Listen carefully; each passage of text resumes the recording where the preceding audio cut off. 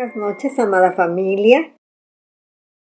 Soy Águeda Calisco y les voy a leer la escritura que está en Romanos 12, verso 9, que nos dice: ámense sinceramente unos a otros, aborrezcan lo malo y sigan lo bueno. Es lo que nos dice nuestro Padre Celestial a toda su familia. Con esta escritura les doy la más cordial bienvenida. Buenas noches.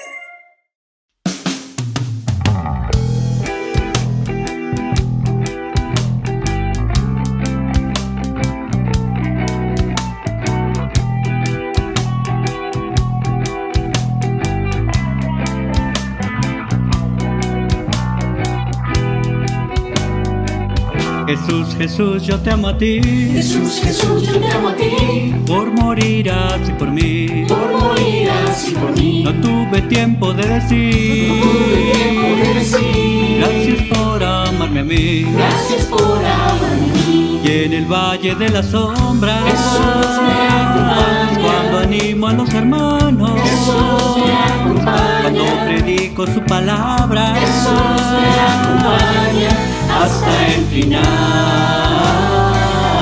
Cuando estaba engañado, vivía desanimado, me tomaste de la mano, y me pusiste a tu lado, y en el valle de las sombras, cuando animo a los hermanos, cuando predico su palabra, hasta el final.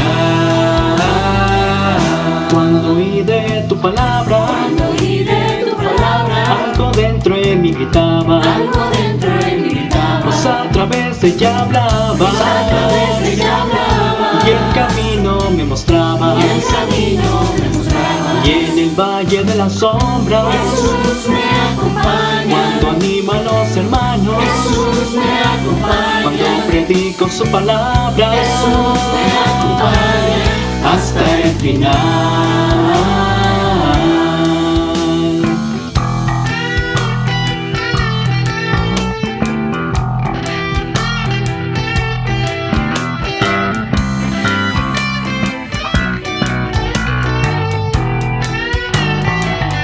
Y en el valle de las sombras, cuando animo a los hermanos, cuando predico su palabra, hasta el final.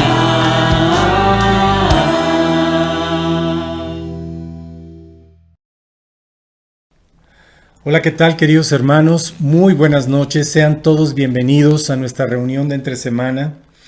Y como ya te diste cuenta, el día de hoy yo tengo el privilegio de compartir con todos ustedes la palabra de Dios.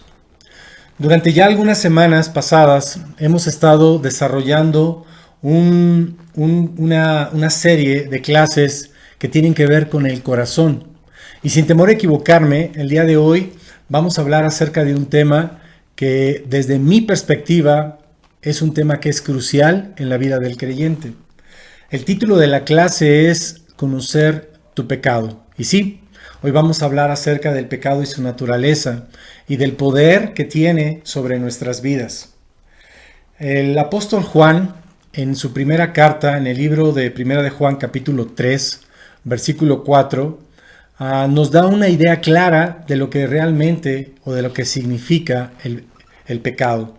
En Primera de Juan, capítulo 3, versículo 4, leemos y dice: todo el que peca viola la ley de Dios, porque todo pecado va en contra de la ley de Dios.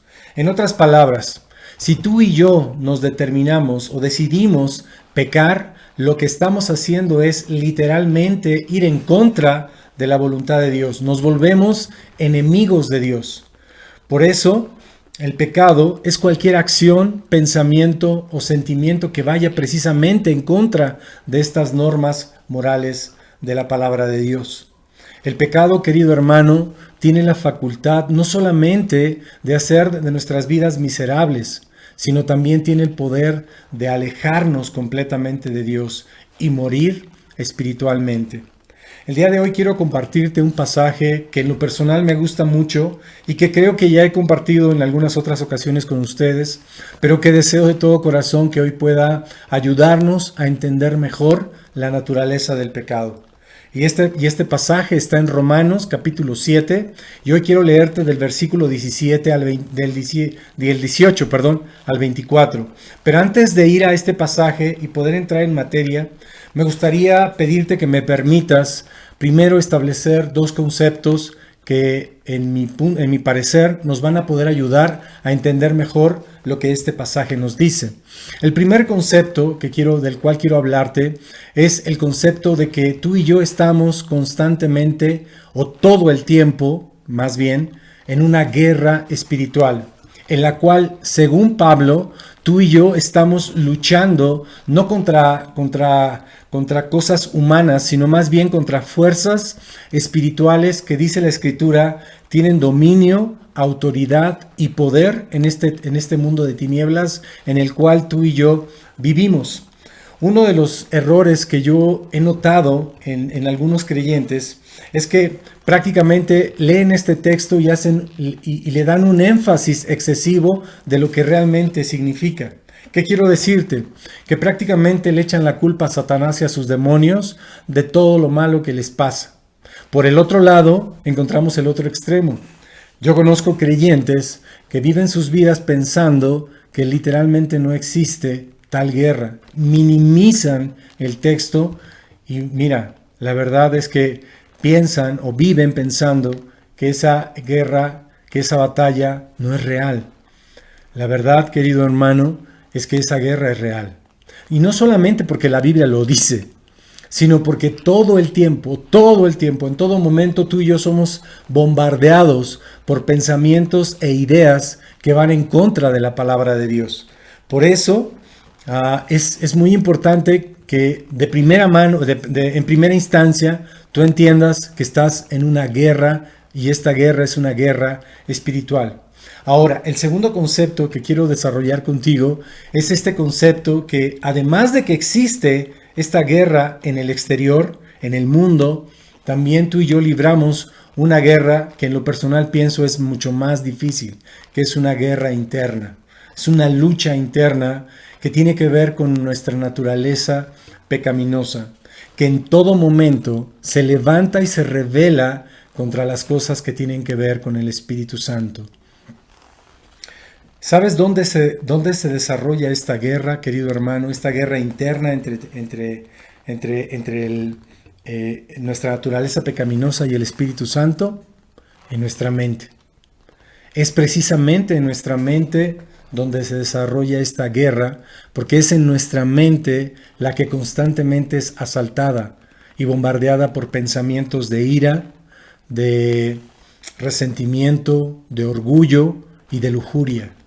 De ahí que Salomón nos aconsejara en Proverbios capítulo 4, versículo 23, que necesitamos cuidar nuestra mente más que cualquier otra cosa, porque dice Salomón, porque ella es fuente de vida. Es crucial, hermano, y es nuestra responsabilidad cuidar nuestra mente de los ataques del enemigo. Yo te acabo de leer la versión Dios habla hoy, pero la realidad es que la mayoría de las versiones traducen esta palabra que en Proverbios 4:23 dice mente, lo traducen como corazón. Y cuando yo leo este pasaje con la palabra corazón, automáticamente me conecta con Jeremías 17, cuando el profeta dice que nuestro corazón es engañoso y que no tiene remedio. ¿Y sabes por qué? Porque es precisamente nuestro corazón el que constantemente nos hace perder las batallas espirituales. Es nuestro corazón el que vive permanentemente enamorado de las cosas de este mundo.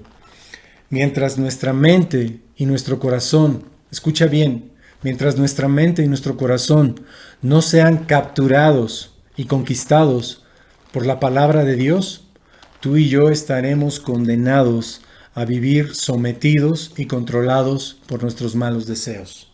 ¿Ok? Bueno, con todo esto en mente, vayamos ahora sí a Romanos capítulo 7, versículo 18. Acompáñame a leer la Biblia, por favor. Dice la Escritura: yo sé que en mí, esto es, en mi naturaleza humana, no habita el bien, porque el desear el bien está en mí, pero no el hacerlo, porque no hago el bien que quiero, sino el mal que no quiero. Versículo 20. Y si hago lo que no quiero, ya no soy yo quien lo hace, sino el pecado que habita en mí. Entonces, aunque quiero hacer el bien, descubro esta ley que el mal está en mí, porque según el hombre interior me deleito en la ley de Dios, pero encuentro que hay otra ley en mis miembros, la cual se rebela contra la ley de mi mente y me mantiene sujeto a la ley del pecado que está en mis miembros. Desde el versículo 18 y 19, Pablo está expresando de una manera categórica: dentro de mi ser hay un deseo genuino, no solamente de hacer lo bueno, yo quiero hacer el bien. En otras palabras, lo que Pablo nos está diciendo, querido hermano, es que a él le gusta leer la Biblia, a él le gusta orar, a él le gusta honrar a Dios. Él es feliz siendo un cristiano, amando la palabra. Más adelante dice en el versículo 23, yo me deleito en la ley de Dios. ¿Sabes cómo se puede traducir eso? No me agrada el pecado. Yo me deleito en la ley de Dios, no me gusta pecar. Y cuando tú oyes estas expresiones o lees estas expresiones, lo único, a la conclusión a la que tú puedes llegar es que estas son las aspiraciones de todo verdadero cristiano. Todo verdadero cristiano desea hacer lo bueno. Déjame hacerte una pregunta. ¿Cómo te sientes cuando pecas? Honestamente. O mejor aún, ¿cómo te sientes cuando alguien que te ama y te conoce muy bien te hace ver que lo que estás haciendo no es correcto a los ojos de Dios? ¿Acaso no te sientes miserable? ¿Acaso no te sientes avergonzado o profundamente avergonzado por pecar? Bueno, la verdad es que no es algo que solamente te pase a ti, también me pasa a mí. Sobre todo cuando es algo que tú haces de una manera recurrente. Y de una manera recurrente te están diciendo, eso que tú estás haciendo no está bien delante de los ojos de Dios. ¿Sabes qué? Me da vergüenza, me siento avergonzado, sí delante de Dios, pero también delante de las personas, porque no me gusta ser así, y yo sé que a ti tampoco. Pero ¿sabes por qué te sientes mal? Déjame darte la respuesta, porque eres cristiano. Simple y sencillamente por eso, porque eres cristiano te sientes mal. Pablo menciona en dónde está el problema, y lo dice en 3 ocasiones en el pasaje que acabamos de leer. El pecado que habita en mí. Pablo, ¿sabes qué, hermano? No solamente está reconociendo que tiene un problema. Pablo no solamente está diciendo que hay un problema que es el pecado que mora en su ser, sino también está diciendo que ese pecado que habita en su interior se exacerba cuando él quiere hacer las cosas de Dios. Déjame ponerte este ejemplo. Cuando tú quieres ver una telenovela en el canal de las estrellas, o te quieres aventar una serie completa de películas en Netflix y tienes el tiempo para hacerlo, ¿acaso se levanta contra ti un deseo de no hacerlo? ¿Acaso se levanta contra ti una pelea por no hacerlo? Claro que no, claro que no. Sin embargo, y todo lo contrario sucede cuando tú una noche anterior dices, pones tu despertador y dices, el día de mañana me voy a levantar a orar. El día de mañana yo quiero leer mi Biblia. ¿Sabes qué pasa? Que al otro día tu naturaleza pecaminosa, tus malos deseos se van a levantar contra ti para que precisamente no suceda eso. Y no seas un hombre de oración y no leas tu Biblia.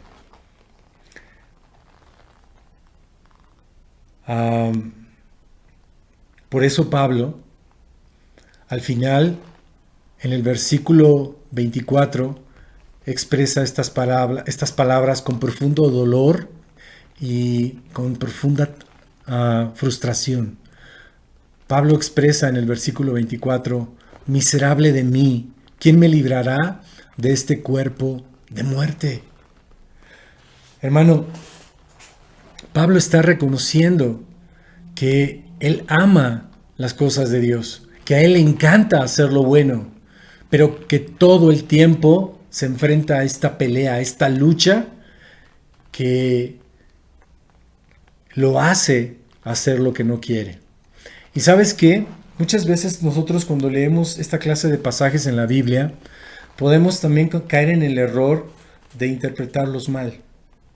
Podemos caer en el error de pensar que si Pablo tenía estas luchas, y si tú y yo tenemos estas luchas, prácticamente vivimos bajo estas condiciones en las que es prácticamente imposible poder vivir una vida que agrade a Dios. Y poder vivir una vida pensando que ya estamos derrotados.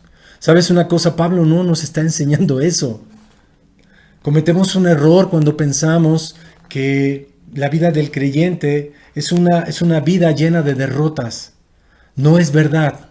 ¿Sabes qué? Muchos de los que piensan así, hoy en día viven poniendo excusas. Eso es lo que quiero decir. Teniendo una vida llena de excusas del por qué son lo que son y del por qué no logran lo que quisieran lograr. Pero ¿sabes qué, hermano? Pablo no nos está enseñando eso. Lo que Pablo nos quiere decir y nos quiere enseñar en este pasaje de Romanos capítulo 7 es que a consecuencia de esta naturaleza pecaminosa que habita en nuestro interior, nunca, escucha bien, nunca seremos tan buenos para Dios como quisiéramos ser. Y mira quién lo está diciendo. Un hombre que es considerado en la Biblia una de las personas más parecidas a Jesús. Lo que Pablo nos está diciendo en Romanos capítulo 7 es que tú y yo jamás, nunca seremos tan buenos como quisiéramos. Y aunque parezca contradictorio, déjame decirte una cosa, eso es bueno. ¿Sabes por qué es bueno? Porque si fuéramos perfectos, si todo lo que nos propusiéramos lo hiciéramos bien, si todo el tiempo de verdad estuviéramos honrando a Dios y no nos equivocáramos y no pecáramos, déjame decirte una cosa, nos volveríamos orgullosos y también nos alejaríamos de Dios porque entonces no lo necesitaríamos. ¿Sabes una cosa? Dios en su misericordia, en su amor, ha permitido que tú y yo tengamos esta lucha interna. Dios ha dejado esa naturaleza pecaminosa con un propósito, que lo necesitemos. Y además de eso, y es precisamente esto que te voy a decir, que le da título a nuestra clase del día de hoy, que no solamente Dios ha permitido que tú y yo tengamos esta lucha para que dependamos de Él y para que dependamos de su Espíritu Santo, cosa que va a hablar más adelante precisamente en el capítulo 8, sino también ha permitido que tengamos esta lucha interna para que tú y yo podamos descubrir cuáles son estas áreas, cuáles son estos pecados que están constantemente luchando en nuestro interior y que no nos hacen tener victorias, que no nos hacen ser mejores. Y ese es por eso que Dios quiere que tú y yo nos esforcemos. Todos, querido hermano, escucha bien, todos, sin excepción de nadie, tenemos luchas y tenemos debilidades. Tal vez los hombres y mujeres tenemos como debilidades comunes. Sin embargo, la realidad es que todos somos diferentes. Y si ya al final de esta clase tú te estás preguntando, bueno, Juan, la verdad es que yo no sé cuáles son mis debilidades, pues déjame decirte que no te preocupes. No te preocupes. Porque Dios ha puesto ejemplos en su palabra y uno de estos ejemplos contundentes también es David.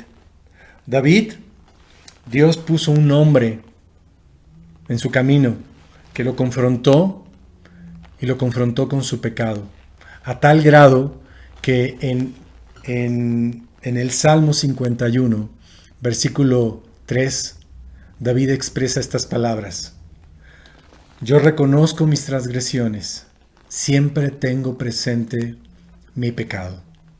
Así que, hermano, si tú estás pensando que todavía no sabes cuáles son que no sabes exactamente cómo lidiar con tu pecado, el día de hoy déjame decirte una cosa, no tienes excusa, ya no tienes ninguna excusa. La palabra de Dios nos acaba de enseñar que tú y yo necesitamos capturar y conquistar nuestro pecado, nuestra mente con la palabra de Dios. Hermano, si tú no estás leyendo la Biblia, si tú no estás orando, déjame decirte que estás en problemas, porque entonces tu pecado, tu naturaleza pecaminosa te está controlando. Y es ahí donde tú necesitas tener mucho cuidado. Hermanos, bendiciones. Y de verdad deseo de todo corazón que esto que acabo de compartirles les ayude en sus vidas espirituales. Bonita noche. Hasta luego.